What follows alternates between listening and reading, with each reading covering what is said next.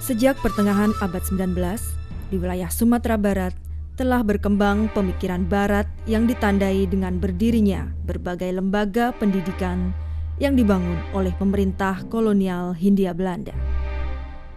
Gerak kemajuan itu tidak hanya ada di kota besar seperti Padang dan Fort de Kock yang kini disebut Bukit Tinggi, tapi juga menyentuh hampir seluruh pelosok Minangkabau.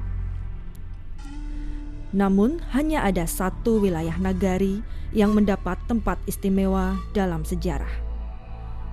Kota Gadang. Sebuah nagari pertama yang membuka diri terhadap pengaruh Barat. Masyarakat dan orang Kota Gadang itu sebetulnya adalah orang yang sebetulnya betul bagaikan sebuah enclave di sebuah masyarakat yang jauh sekali bedanya dalam bidang intelektualitas saya lihat. Orangnya hampir semuanya atau sebagian besar terpelajar. Dan presentasinya itu jauh di atas apa yang ada di negeri-negeri lain. Di tahun 1856 sudah bisa mengirim utusan ke negeri Belanda, membawa oleh-oleh dari Kota Gadang, kerajinan perak dan emasnya itu. Jadi hubungan Kota Gadang dan Belanda sudah baik pada waktu itu. Jadi orang Kota Gadang itu yang paling dulu menangkap opportunity untuk kemajuan. Masyarakat Kota Gadang ini adalah masyarakat intelektual. Bagi mereka menuntut ilmu itu tidak pandang siapapun orang yang memberikan ilmu tersebut sekalipun penjajah. Karena di sini saya lihat bukan penjajahannya yang dilihat oleh mereka, tapi ilmu pengetahuannya yang akan bisa mereka ambil. Dalam budaya Minang, wanita mendapat tempat utama lewat konsep matrilineal. Hierarki kekerabatan diukur dari garis ibu. Sistem ini lahir dengan tujuan luhur melindungi hak dan harkat perempuan.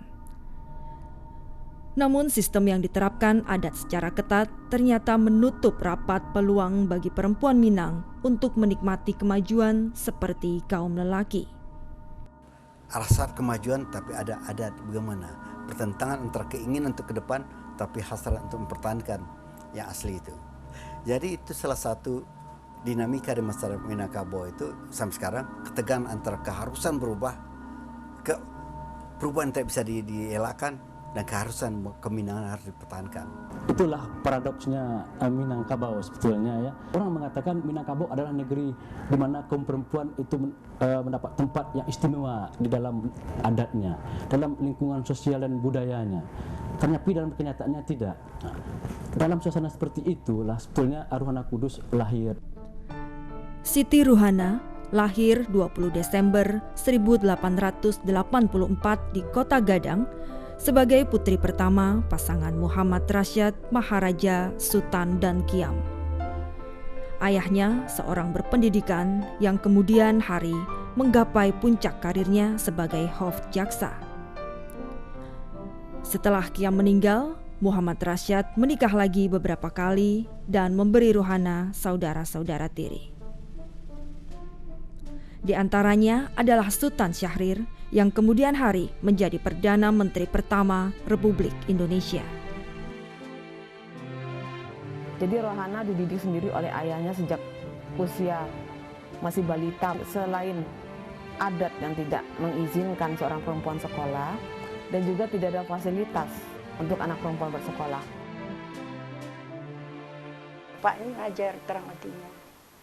Dia diajarnya huruf Belanda, itu udah huruf Belanda juga kan. Diajarnya mengaji. Dia banyak saudara, tapi dia yang terang hati, rajin dia belajar sama bapaknya itu. Saking hausnya dia akan ilmu, itu buku-buku dari yang kepunyaan bapak beliau. Bapak beliau ini kan jadi jaksa itu yang punya akses terhadap buku-buku textbook atau novel atau apa, itu disalin sama dia, disalin dengan tulisan tangan. Sejak kecil, Ruhana telah menunjukkan kecerdasannya yang luar biasa. meskipun ia tidak mengecap sedikit pun pendidikan formal. Pada usia 8 tahun, Ruhana menjadi guru cilik. Ia mengajar teman-temannya membaca dan menulis. Jadi di sini Ruhana tidak memposisikan dirinya sebagai guru, tidak. Tapi dia hanya ngajak teman-temannya, ayo kalau mau baca buku ini, aku ajarin ya bagaimana membaca huruf A, B, C.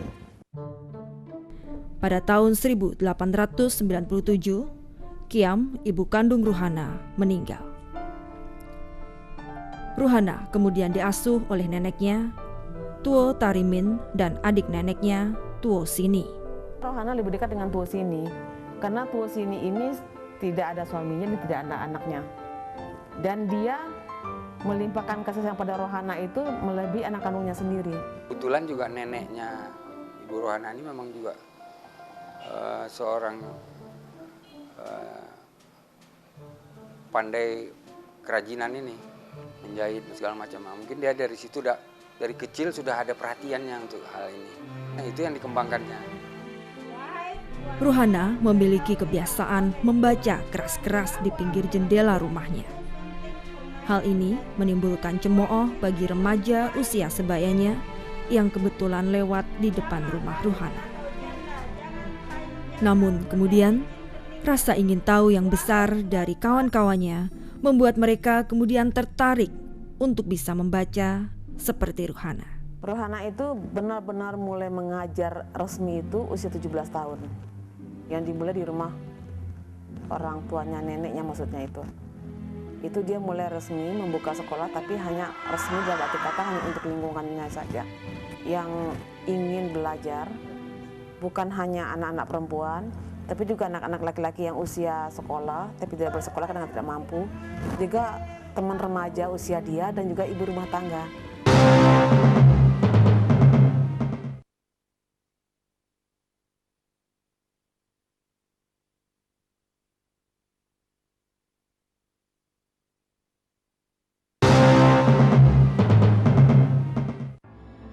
Pada tahun 1908, Tuo Sini atas persetujuan ayah dan keluarga memilihkan seorang pemuda untuk menjadi suami Ruhana.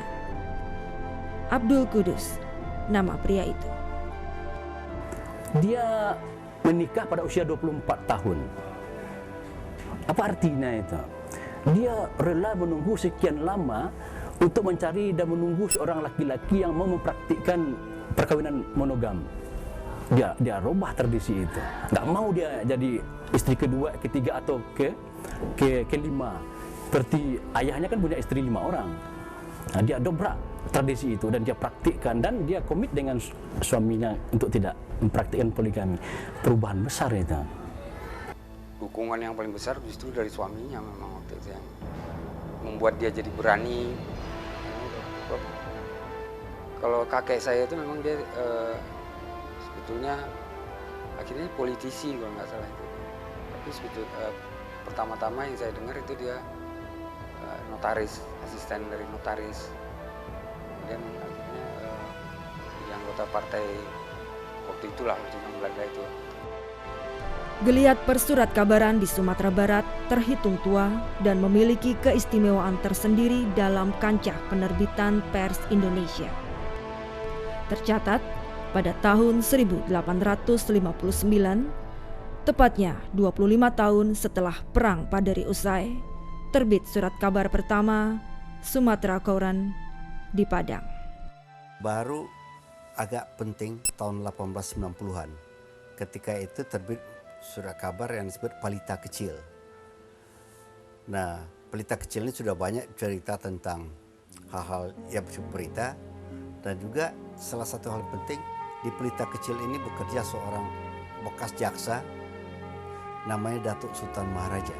Datuk Sultan Maharaja itu adalah sebetulnya kaum adat juga, wakil dari kaum adat dari golongan muda, tapi telah mempunyai visi pandangan yang berbeda daripada pandangan kaum adat, elit-elit adat yang tua. Pada tahun 12 itu ada 6 surat kabar berbahasa Melayu terbit di Padang, dan itu berarti setengah dari yang terbit di Hindia Belanda ini.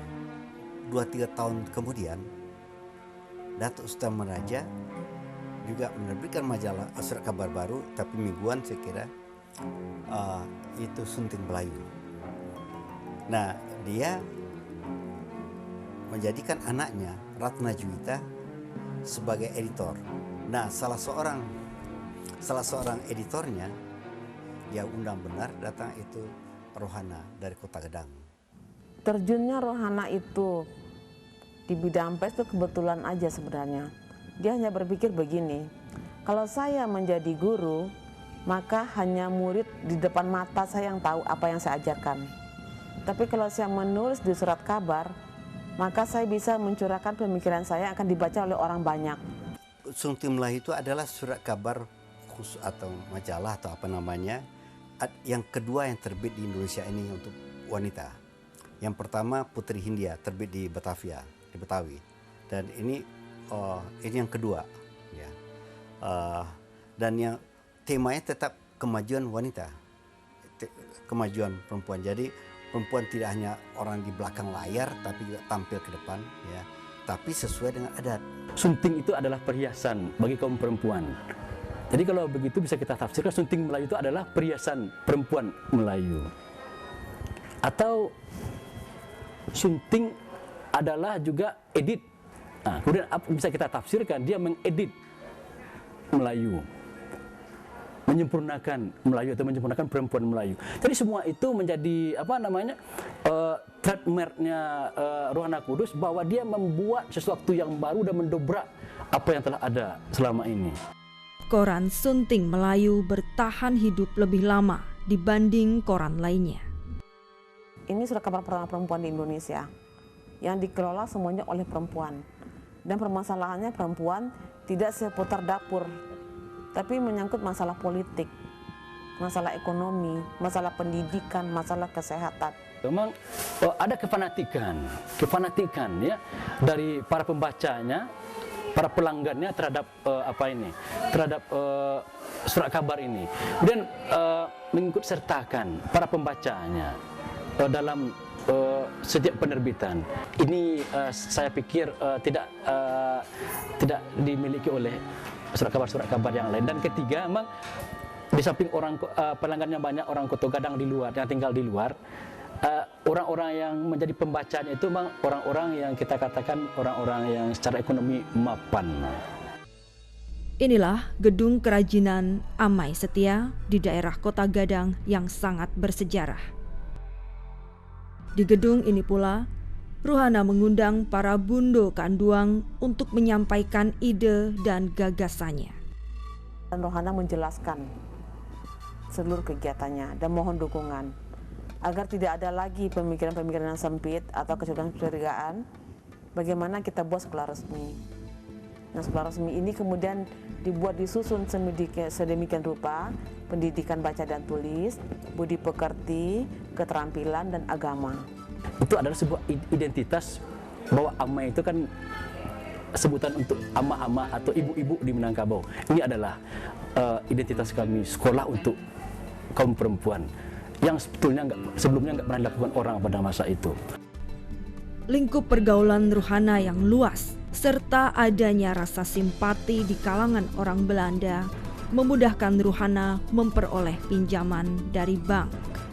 Ada 60 orang wanita kaya dan terkemuka di Kota Gadang yang ikut dalam yayasan itu. Itulah yang membuat